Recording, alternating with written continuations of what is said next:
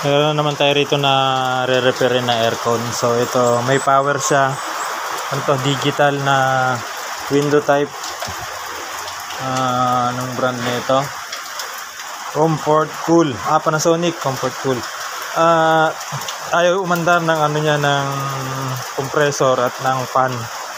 So pagka ganito, ito pinull out ko na, hinatulang ko na to. Pagka ganito kasi matic to, capacitor lagi ang bumibigay. So nababawasan yung value, minsan wala na talagang value kaya hindi na naandar.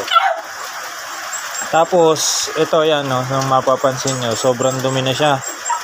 So yan ang kahalagahan ng nami-maintain niya sa linis, kasi pagka ganito yan, black na yung ano niya, talagang prone yan sirain pagka ganyan.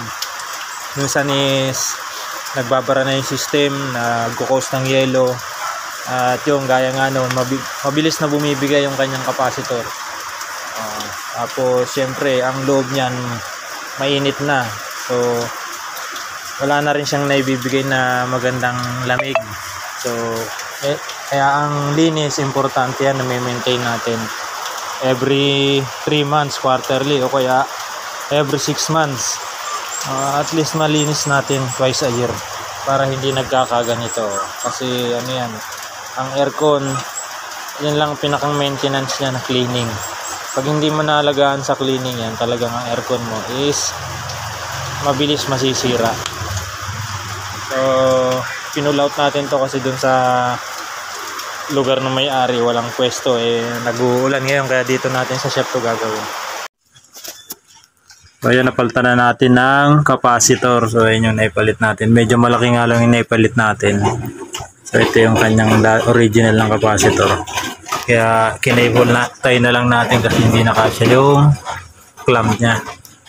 So tetestingin natin kung capacitor nga lang talaga ang sira. So ayun, oh, mandar na siya. Ayun, oh, di ba? Basta hindi umandar ang fan motor tapos compressor, matic na yan. Ano yan, capacitor. Pero para masiguro natin yung ano, yung kung capacitor nga yung sira, meron tayo rito panukat ng ng capacitor. So hindi naman tayo basta nanghuhula, sinusukat muna natin yan. So ayan, so ayan, zero na, wala na talaga. So hindi na talaga niya mapapa-start yung fan motor. So ayan, okay na. Lilinisin lang muna natin to para syempre, kumbaga sa tao, presko, di ba? Oh yeah. So pagkalinis, di-deliver na natin. Alam niyo na, para may pera na si Kuya Justin. Oh? Ayan. Lamig, oh.